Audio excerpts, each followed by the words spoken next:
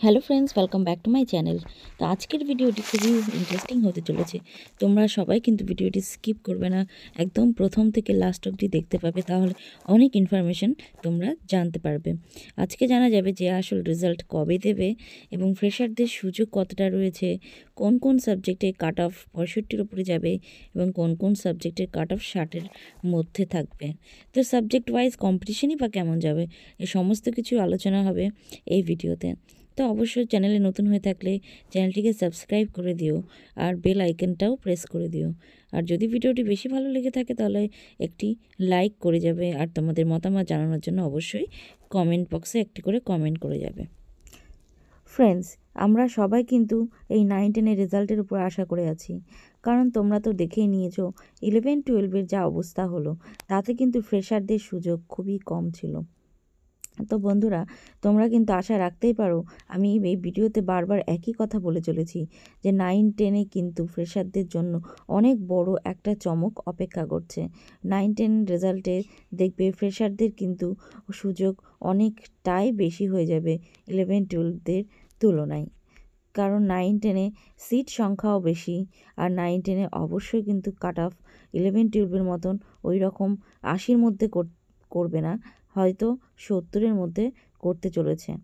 তো কমিশন সূত্রে এটাই খবর যে কাট অফ কিন্তু অবশ্যই ফ্রেশারদের জন্য 70-এর মধ্যে করবে, কারণ ফ্রেশারদের জন্য যদি 70-এর মধ্যে না করে তাহলে 11-12-এ কিন্তু কোনো ফ্রেশার সেরকমভাবে চান্স পায়নি, হ্যাঁ কিছু কিছু সাবজেক্ট বাদ দিয়ে।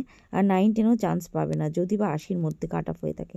তাহলে এখানে কিন্তু একটাই কথা, যে তাহলে ফ্রেশারদের সুযোগটা দিল কেন? ফ্রেশারদেরকে এমনি এমনি ফর্ম ফিল আপ করালো? ফর্ম ফিল আপের টাকাটা কি সরকার রেখে দেওয়ার জন্য বা যেটাই বলতে পারো টাকা খাওয়ার জন্য কি এটা করলো? আসলে সেটা করলেও করতে পারে, এটা ভেতরের খবর, আমরা বলতে পারবো না। কিন্তু লজিক কিন্তু একটাই কথা বলছে যে ফ্রেশারদের জন্য কিন্তু অবশ্যই 70-র মধ্যে কাট অফ যাবে। আর এক্সপিরিয়েন্সের মার্কস যারা 10 নম্বর, সেটা কিন্তু অবশ্যই যারা 2016 সালের চাকরি প্রার্থী তাদের জন্যই হতে চলেছে। তো এরকমই কিছু একটা ইনফরমেশন পাওয়া গেছে। তো বন্ধুরা, দেখা যাক আগামীকাল কী হতে চলেছে।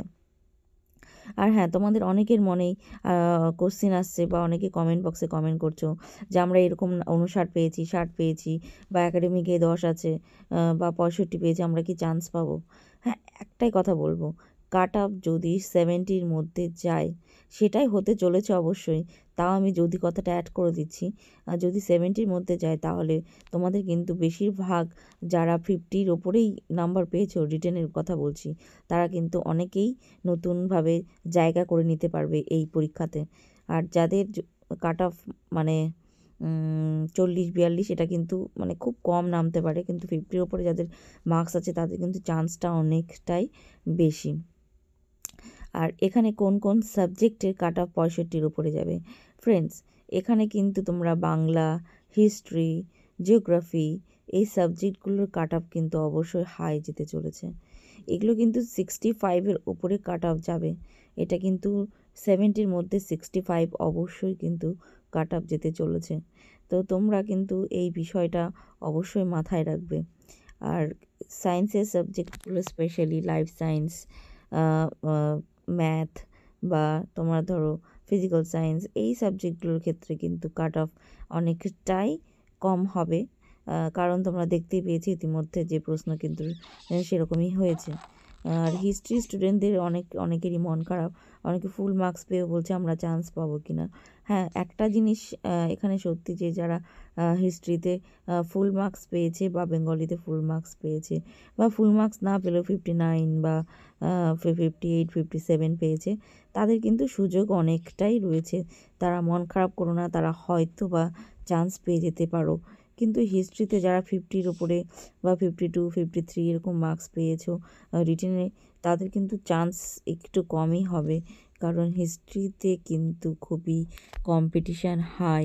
হিস্ট্রি, জিওগ্রাফি, ইংলিশ, বেঙ্গলি, এই কটা সাবজেক্টে কিন্তু কম্পিটিশান খুবই হাই যেতে চলেছে ফ্রেন্ডস। তো তোমরা কিন্তু আগেই তোমরা জানো যে এই সাবজেক্টগুলোর কোশ্চেন ঠিক কেমন হয়েছিল। আর এদিকে কিন্তু সায়েন্সের যে কিছু কিছু সাবজেক্ট আছে, তো সেগুলোতে কিন্তু কাট অফ অনেকটাই কম যাবে। তো ফ্রেন্ডস, যাদের যাদের কাট অফ অবশ্যই 60 কাছাকাছি আছে, তারা কিন্তু অবশ্যই মনে আশা রাখতে পারো যে তোমাদের কিন্তু নতুন এসএলএসটিতে স্থান হয়ে যাবে। তো যাই হোক ফ্রেন্ডস, আজকের ভিডিওতে এইটুকুই আলোচনা করার ছিল। তোমাদের সবাইকে শুভকামনা জানাই। আগামীকাল সোমবার 9-10 WBSLST 9-10-এর রেজাল্ট বেরোতে চলেছে। সেই রেজাল্টে কি হতে চলেছে আমরা কেউ জানি না। তো বন্ধুরা, ভিডিওটি ভালো লাগলে অবশ্যই সাবস্ক্রাইব করে পাশে থেকো।